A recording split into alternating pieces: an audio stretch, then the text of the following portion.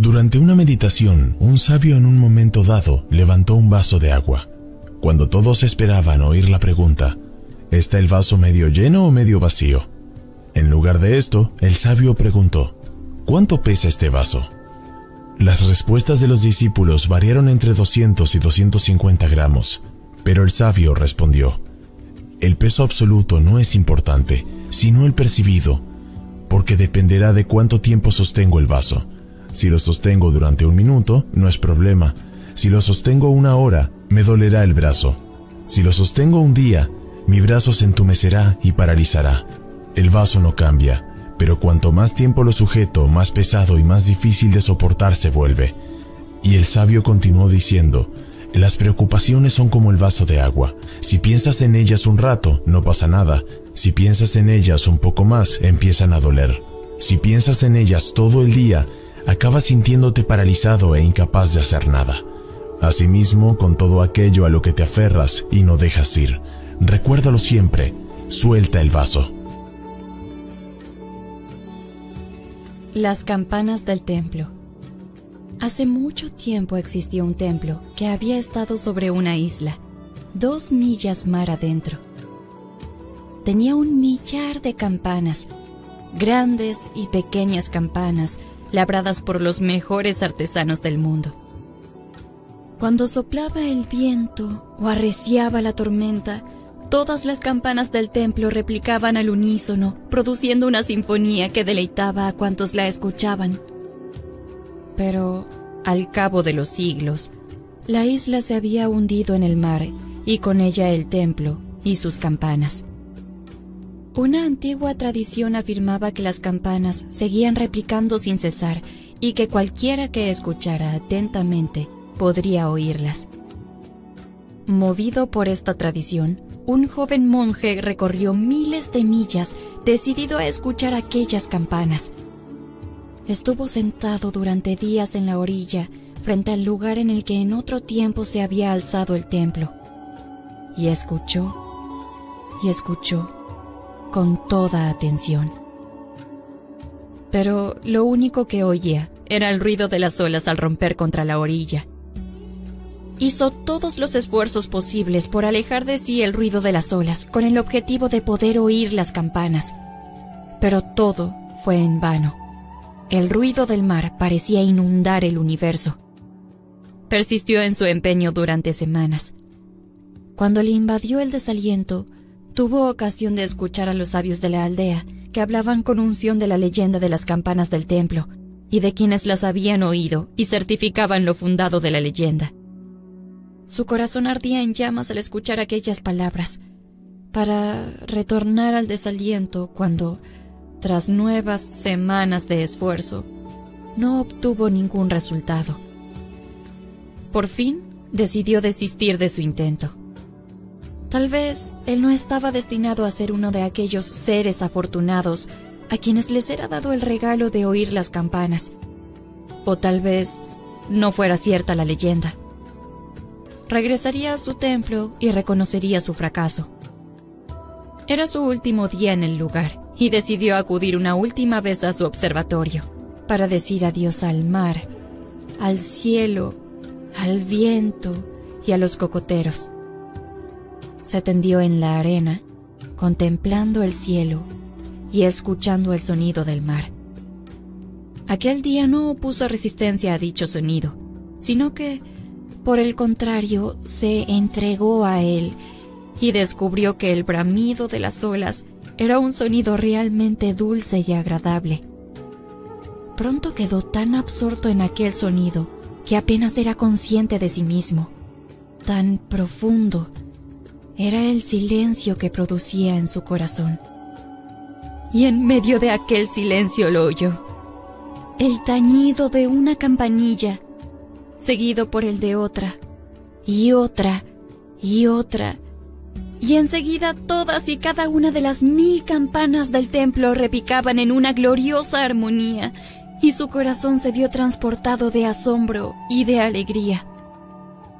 Si deseas escuchar las campanas del templo, escucha el sonido del mar.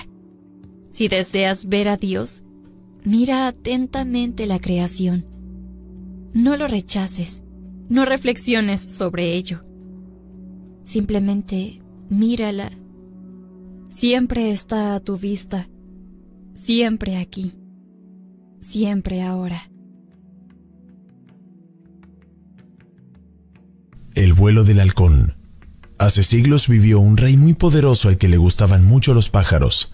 No solo le gustaban, le fascinaban.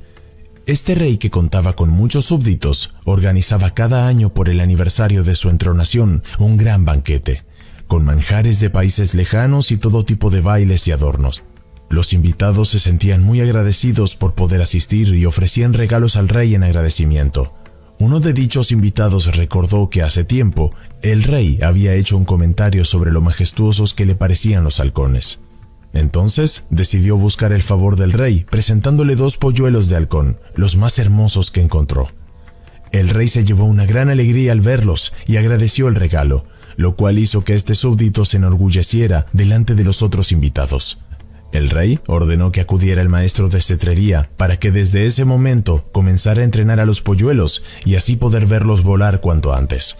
Este rey en su palacio tenía un jardín enorme donde vivían miles de aves, algunas en jaulas de oro y otros, los más domesticados, libres. Unos eran especiales por sus colores y otros por lo bien que cantaban. Unos eran tan grandes como un hombre y otros tan diminutos que cabían en el bolsillo del primer ministro. Unos tenían plumas muy suaves y otros hablaban como tú o como yo. Cuando el rey no estaba gobernando, se pasaba las horas en su pequeño paraíso alado. Pasó el tiempo y un buen día el rey, impaciente, quiso ver el progreso que llevaban. Mientras se acercaba al campo de entrenamiento, vio a un pequeño halcón volando muy alto y se alegró en gran medida. Todos aquellos pájaros le hacían muy feliz. ¿Todos dije? Casi todos. El rey felicitó al maestro cetrero por el gran trabajo que había realizado y preguntó: ¿dónde está el otro? Quiero verlo. Era el más grande, seguro que vuela el doble de alto y también era el más bonito. Siento mucho decírselo, majestad, pero el otro no he conseguido que se aleje de su rama, contestó el cetrero. Este halcón se pasaba las horas quieto en una rama sin hacer nada. ¿En todos estos meses? ¿Tengo que buscar otro maestro?, replicó el rey con cierta molestia. Conseguiré que vuele, pero necesito tiempo. A lo mejor es eso lo que necesita el halcón, contestó el maestro cetrero. El rey le dio un plazo para que volara. Mientras tanto, el servicio le había dado la mejor comida, protegían al halcón de las tormentas en un cobertizo especial y también recibía los cuidados de un veterinario experto. Los criados le hablaban con cariño y los músicos del palacio tocaban solo para el halcón. Pero una vez transcurrido el tiempo otorgado por el rey, el halcón seguía sin alejarse de la rama. Todos los sirvientes veían al rey muy molesto por esta circunstancia y ensalzaban las características del otro halcón, hasta un punto que eran tantos y tan exagerados los elogios que el rey sospechaba que le mentían. Uno de ellos era el súbdito que le había regalado los pequeños halcones y tenía miedo de que el rey estuviera enfadado con él.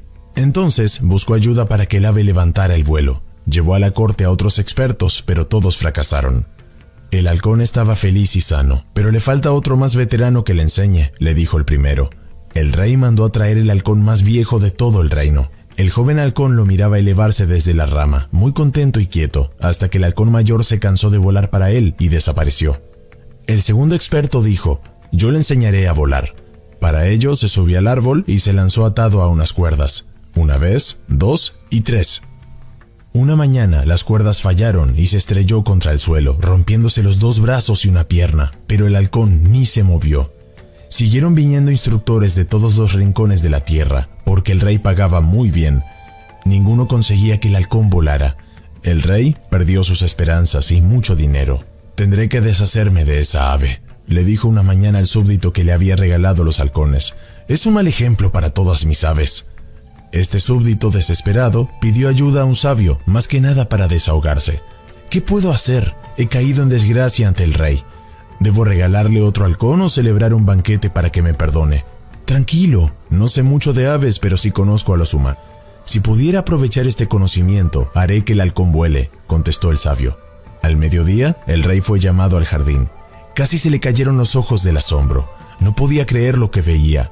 Su halcón era ahora el rey del cielo. Volaba entre las nubes y sus alas casi tocaban el sol. ¿Cómo lo has hecho, si todos los expertos fracasaron? Fue fácil, majestad, contestó el sabio.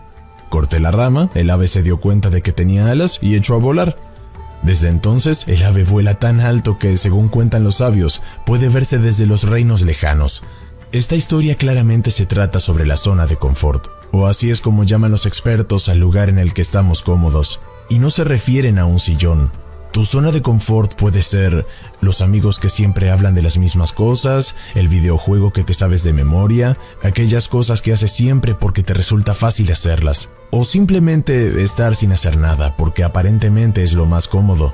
Si quieres levantar el vuelo, como el joven halcón acomodado en su rama, tienes que intentar cosas nuevas.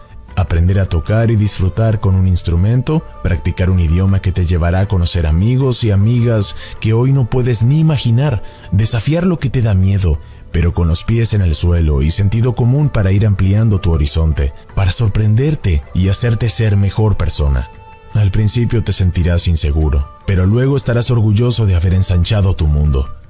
Es el miedo a perder lo que nos hace perder, y es el coraje y la voluntad de crecer lo que nos da alas a nosotros y a las personas que amamos. A lo largo de la vida, todos tenemos que saltar de muchas ramas si queremos seguir viviendo con alegría y con dignidad. Al hacerlo, también mostramos a los demás lo bello y necesario que es arriesgarse a volar. La lechuza que no era feliz. Cuenta una vieja fábula que una lechuza y una tórtola eran vecinas en el bosque. La primera estaba siempre disgustada porque nadie apreciaba su canto. Así que, un día, le contó a su amiga que había decidido marcharse bien lejos. «Pero, ¿a dónde te irás?», le preguntó la tórtola preocupada. El mundo era muy grande y peligroso. Su amiga no entendía por qué quería irse si en su bosque vivían en paz y tenían comida y un hogar confortable. «Voy a trasladarme al norte», contestó la lechuza segura. «¿Qué hay en el norte que no tengamos aquí?», quiso saber la tórtola. «Me han dicho que allí la gente es muy culta e inteligente», replicó la lechuza. «Aquí nadie aprecia mi graznido. Yo me esfuerzo, tú lo sabes, y solo recibo burlas. Allí seguro que todo me irá mejor». La tórtola se quedó pensativa durante un buen rato antes de afirmar: «Yo creo que dará igual si te vas al norte o al sur». La lechuza abrió mucho sus ojos grandes, redondos como naranjas. Estaba sorprendida, pues no entendía a qué se refería la tórtola. «¿Tú eres capaz de cambiar tu voz?», le preguntó la tórtola. La lechuza negó con la cabeza. Su amiga a veces hacía preguntas muy tontas. «Entonces, da igual donde vayas. Si tu voz es la misma, si tú eres la misma, las cosas serán parecidas vayas donde vayas. A la gente del norte tampoco les gustarás». Y tras una pausa para reflexionar, añadió: «Si te gustas a ti misma, en todas partes estarás bien, sin importar lo que piensen los otros. Y si no te gustas, entonces tienes un trabajo contigo misma».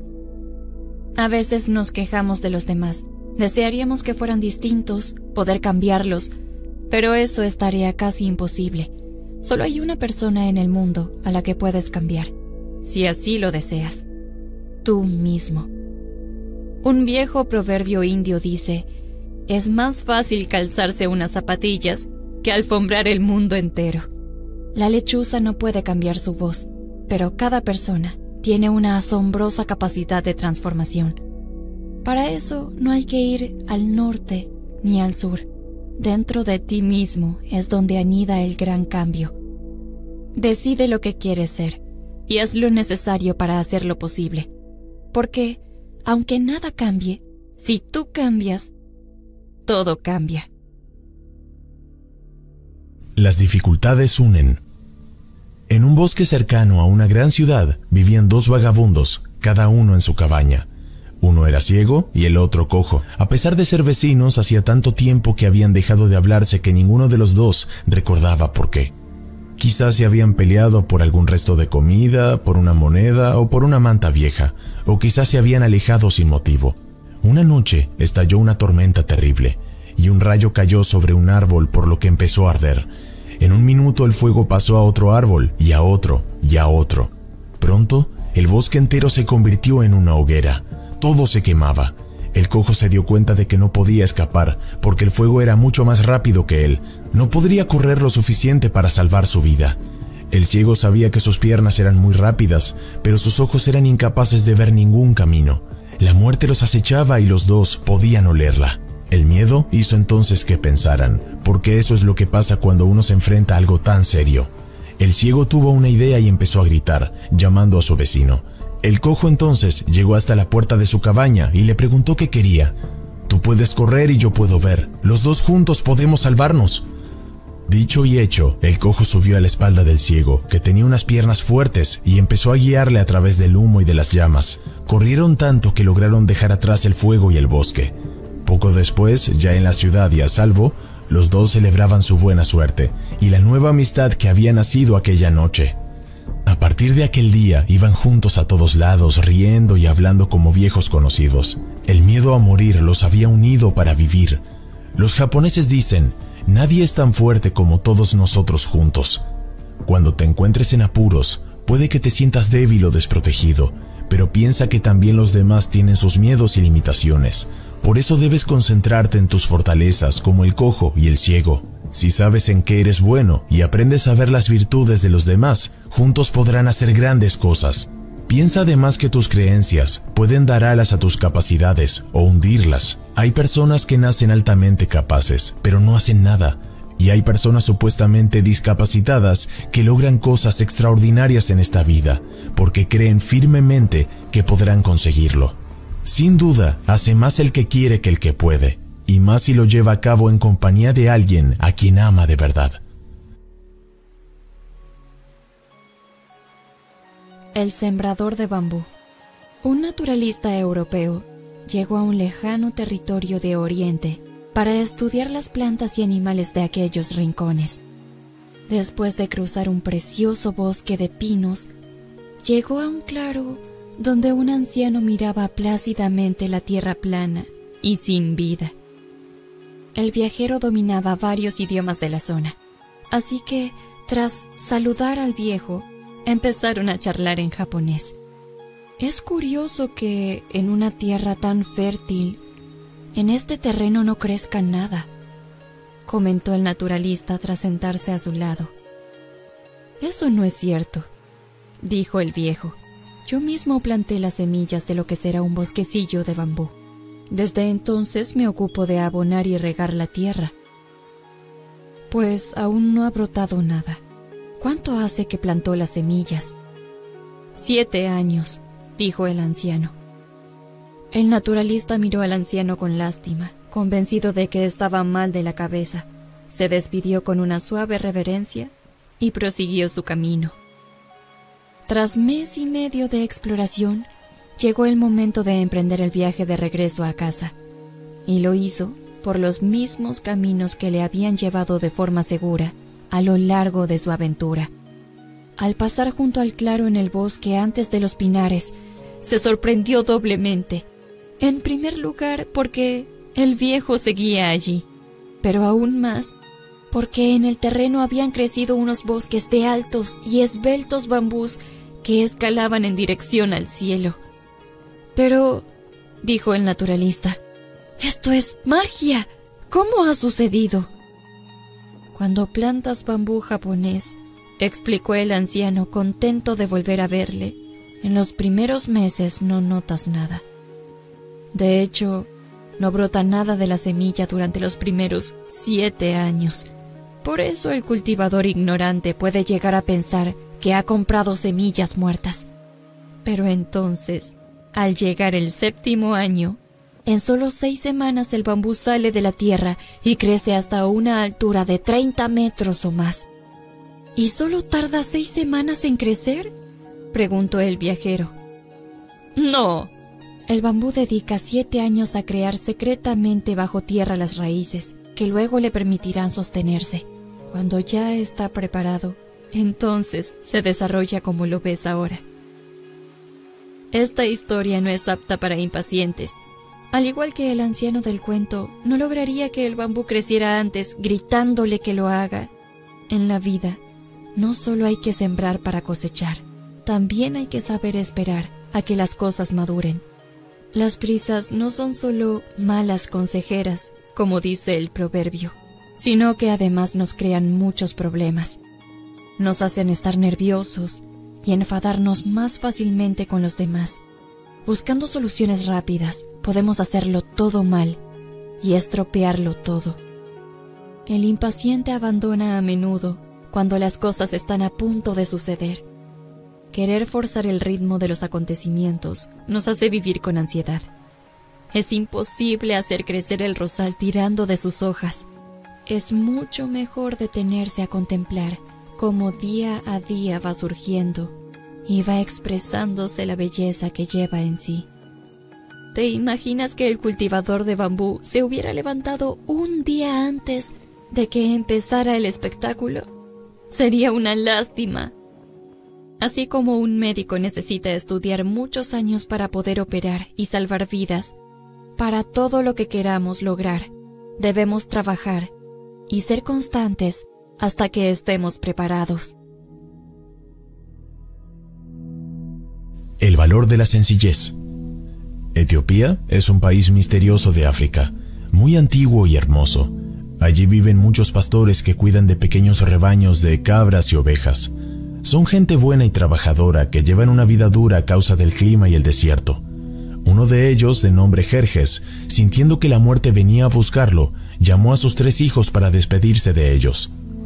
Todos han sido muy buenos hijos, pero somos tan pobres que no puedo repartir entre los 3 lo poco que tengo. Es tan escaso que no podrían hacer nada con ello. Por eso, he pensado darle todo al más inteligente para que lo haga crecer. Así en el futuro podrá ayudar a sus hermanos si lo necesitan. «Padre, ¿y quién es el más inteligente?», le preguntó el mayor. «Pronto lo sabremos». «¿Cómo?», se sorprendió el segundo. «He pensado una sencilla prueba que revelará quién es el más indicado para cuidar de que mi pequeño rebaño no muera y hacer prosperar mi humilde huerto». «¿Y qué hemos de hacer?», apremió el más pequeño. «Encima de la mesa he dejado una moneda para cada uno», suspiró el padre. «Vayan al mercado y compren algo con lo que puedan llenar la casa. El que lo consiga será mi heredero». Poniéndose manos a la obra, el mayor pensó que la paja, que era barata, sería la solución. Así que compró mucha, un carro entero, pero solo consiguió llenar la casa hasta la mitad. Al ver que su hermano mediano llegaba con un montón de sacos llenos de plumas, se quedó muy triste. Allí había miles de plumas, pero tampoco así la casa se llenó. Llegó el turno del pequeño, al que todos habían creído siempre el más tonto y débil. Su padre y sus hermanos mayores lo miraron sorprendidos. No traía ni carro ni sacos, ni siquiera una simple bolsa. ¿No has comprado nada? ¿Qué has hecho con la moneda?, le regañó el hermano mayor. El hijo menor no dijo nada mientras se metía la mano en el bolsillo y sacaba una vela. ¿Con una sola cosa piensas llenar la casa de nuestro padre?, se burló el mediano. La cabaña es pequeña, pero no tanto. El padre sonrió. Había entendido lo que pretendía su hijo menor sin que éste le dijera nada. En cuanto se hizo de noche, éste encendió la vela y la casa se llenó de luz. «Ya puedo morir en paz, porque uno de ustedes ha conseguido cumplir mi deseo». El pequeño lo heredó todo. Como era un buen hombre, permitió a sus hermanos trabajar con él y compartir la casa. Cuentan las gentes del lugar que fue tan hábil y honrado con los negocios que a su muerte era la persona más rica y respetada de la región. El burro en el pozo. Érase una vez un campesino muy pobre que tenía siempre problemas para ganar dinero. El príncipe y la rana. «Se acabó, no pienso casarme», gritó el príncipe antes de salir del palacio dando un portazo. Sus padres vieron preocupados cómo el joven y guapo heredero del trono se marchaba a través del bosque maldiciendo a cada paso. Llevaba un buen rato caminando cuando se encontró con el hechicero de la aldea sentado al borde de un estanque. «¿A dónde vas tan enfadado?», le preguntó el anciano que conocía al príncipe desde la cuna. «A ninguna parte. Bueno, sí», rectificó. «Fuera del reino, me iré si es necesario». «Uy, ¿y eso?». El príncipe se sentó junto al hechicero, a escasos metros de una piedra que sobresalía del agua verdosa. Estaba habitada por una rana que contemplaba inmóvil aquella escena. «Desde que soy mayor de edad que no paran de presentarme candidatas a casarse conmigo, pero yo no quiero saber nada de ellas». «¿Y por qué no?», preguntó el anciano. «¿Acaso no son hermosas? ¿No hay en la aldea muchachas cuya inteligencia supera la del propio rey? ¿Cuál es tu problema? Tras pensarlo un momento, el príncipe dijo: «Mi problema es que soy el príncipe y el futuro rey. Cada dama que aspira a mi corazón, sea por voluntad propia o enviada por sus padres, está enamorada de la idea de vivir en un palacio, de poder ser princesa y luego reina. Siendo quien soy, puedo conocer las ambiciones de cada chica, pero no quién es en el fondo de su corazón. Me gustaría ser como esa rana, ser tan insignificante como ella, así seguro no se me acercaría nadie por mi fortuna, belleza o poder».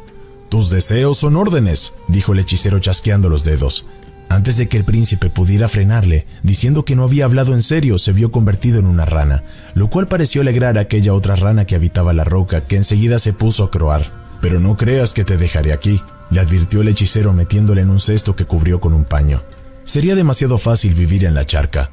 Te llevaré donde hay gente para que entiendas lo que es ser una rana». Aquella misma mañana, el príncipe convertido en rana era arrojado a la plaza del mercado. Horrorizado, el pobre infeliz trataba de brincar de regreso al palacio, pero por su camino se cruzaban peligros cada vez mayores.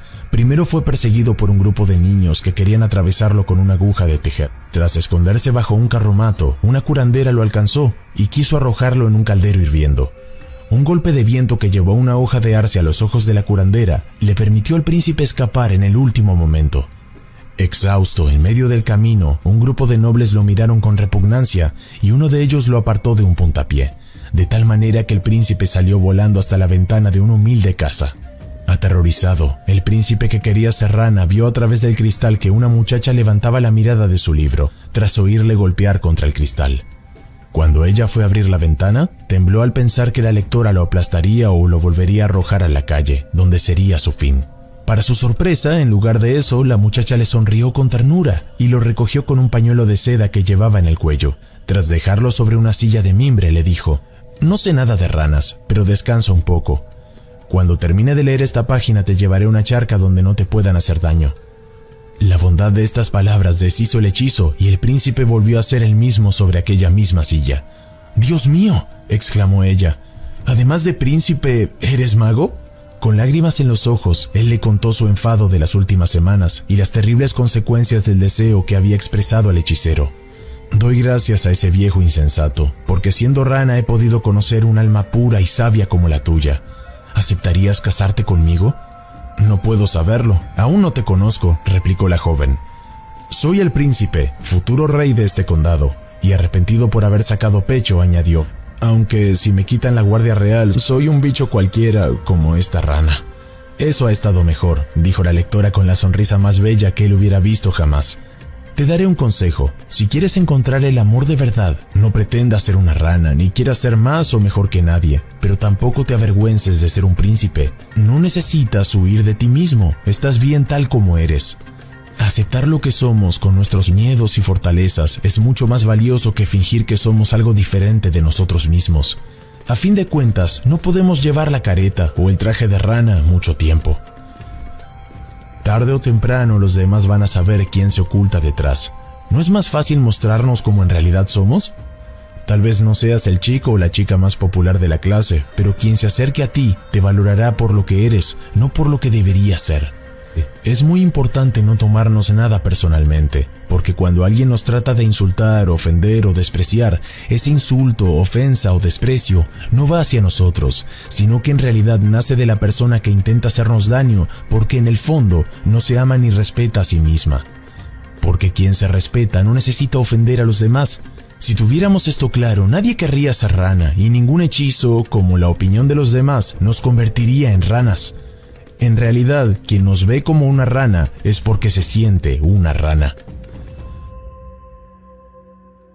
La luz en la oscuridad.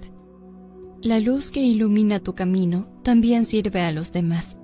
Una leyenda oriental cuenta que hace mucho tiempo había un muchacho llamado Kabir que cada atardecer salía a dar una vuelta por los oscuros callejones de la ciudad. La joven Rohana lo observaba noche tras noche desde su ventana, que al ser la más alta del edificio le permitía ver los paseos de aquel chico que siempre llevaba en una mano un farol de aceite y en la otra un bastón blanco con el que tanteaba el suelo. Cuando preguntó a sus hermanos mayores por este hecho, Le dijeron que efectivamente Kabir era completamente ciego. ¿Y para qué necesita entonces una lámpara de aceite?, preguntó Rohanna intrigada. Nadie supo darle respuesta. Curiosa como un gato, para aclarar aquel misterio, una noche Rohanna decidió aguardar al ciego del farol en un cruce de caminos por el que siempre pasaba. Al llegar Kabir, que era bello como un ángel, la joven lo detuvo posando la mano delicadamente en su hombro. «¿Quién eres?», preguntó él con voz suave. «Mi nombre es Rohanna. Tú no me conoces, pero yo sí sé quién eres tú. Hace tiempo que te observo y quería preguntarte algo. ¿Por qué, siendo ciego, iluminas tu camino con una lámpara de aceite?» Kabir rió con expresión bondadosa, mostrando los dientes más blancos que la joven jamás había visto en su vida. Luego explicó: «Yo no necesito el farol para alumbrar mi camino, ya que la oscuridad es mi hogar y me muevo por ella como pez en el agua. Llevo la lámpara encendida para que los demás no choquen conmigo».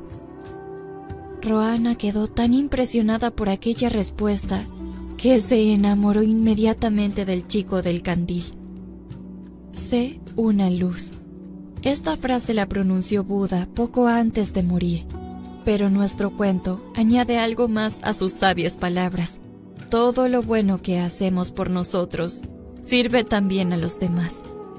Así como la luz del ciego ilumina el camino de los otros, cualquier mejora personal acaba beneficiando a las personas que nos rodean. Aprender algo nuevo que luego vamos a enseñar. Hacer un descubrimiento que merece ser compartido. Una respuesta que arroje luz sobre el problema que preocupa a un amigo. Tener en cuenta al otro y relacionarnos desde el respeto y aprecio a los demás genera no solo entornos de gran bienestar, sino que también ayuda a que la calidad de vida que compartimos entre todos sea mucho mejor.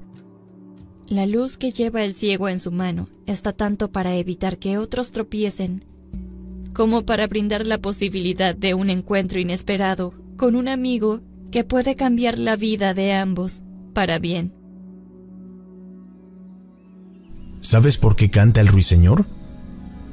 En un mercado del sur de Japón, un empleado de banca se detuvo al escuchar el canto de un ruiseñor. Fascinado por la belleza de su trino, vio que procedía de una jaula con dos pájaros de la misma especie, aunque no podían ser más distintos. El que cantaba tenía un bello plumaje amarillo y naranja, con un pico color rojo del que salían aquellas prodigiosas melodías. A su lado había un ruiseñor feo y desplumado, que además era mudo. «¿Cuánto cuesta este pájaro cantor?», preguntó la dependienta que atendía aquella parada del mercado. 2.000 yenes, y el otro cuesta 10.000 yenes. Me llevo el de 2.000, repuso el hombre muy sorprendido. Se refiere al que está cantando, ¿verdad? Sí, pero lamento decirle que no puedo venderlos por separado. O compra la jaula con los dos o ninguno, dijo la vendedora. ¿Cómo?, gritó el hombre indignado. Antes que nada, explíqueme cómo es posible que ese ruiseñor horrible que ni siquiera canta cueste 5 veces más que el otro. ¿Me está tomando el pelo? El ruiseñor de 2.000 yenes empezó a trinar con gran maestría, reforzando así la queja del posible comprador. La mujer le explicó entonces con una sonrisa apacible.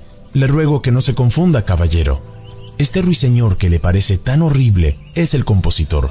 Y luego añadió, es además el amigo del alma del pájaro que canta y con quien aprendió su arte, ya que se crió al lado del que ahora es un ruiseñor anciano. Sin él, el pájaro cantor estaría tan triste y falto de inspiración que apenas podría trinar. Muchas grandes personas de la historia no eran especialmente agraciadas, a menudo ni caían simpáticas. Como el ruiseñor, estaban calladas y no eran las más populares, pero su presencia y su amor fueron tan grandes que inspiraron inventos y creaciones que cambiaron el mundo. Einstein quizá habría pasado desapercibido sin la ayuda de su primera esposa, Mileva Malik. Deportistas del mundo no serían lo que son sin el apoyo de su familia o de ese entrenador tan especial que los inspiró, iluminó y dio fuerzas para tirar adelante. Muchas veces no somos conscientes del infinito valor de nuestros seres amados en nuestra vida. ¿Cuántas veces nos hacemos ideas que nos fueron regaladas por ellos sin darnos cuenta? ¿Cuántas veces un mimo, una caricia, una sonrisa que nos han regalado ha cambiado nuestros sentimientos y nuestra manera de ver la vida? ¿Cuántas veces que queríamos abandonar, su voz de aliento nos hizo perseverar hasta el logro anhelado? Nuestro yo es un nosotros, y ningún ser humano es una isla. Quien nos quiere bien nos da alas para poder llegar a ser lo que en verdad podemos llegar a ser. Para todas esas personas, deberíamos tener un recuerdo diario a fin de darles las gracias de todo corazón, ya que nos dieron la fuerza para crear una vida mejor para todos. Si te interesa saber más sobre este tema, te recomiendo el siguiente video disponible en este canal. Búscalo así: La sabiduría de la luz, 15 historias budistas para reflexionar.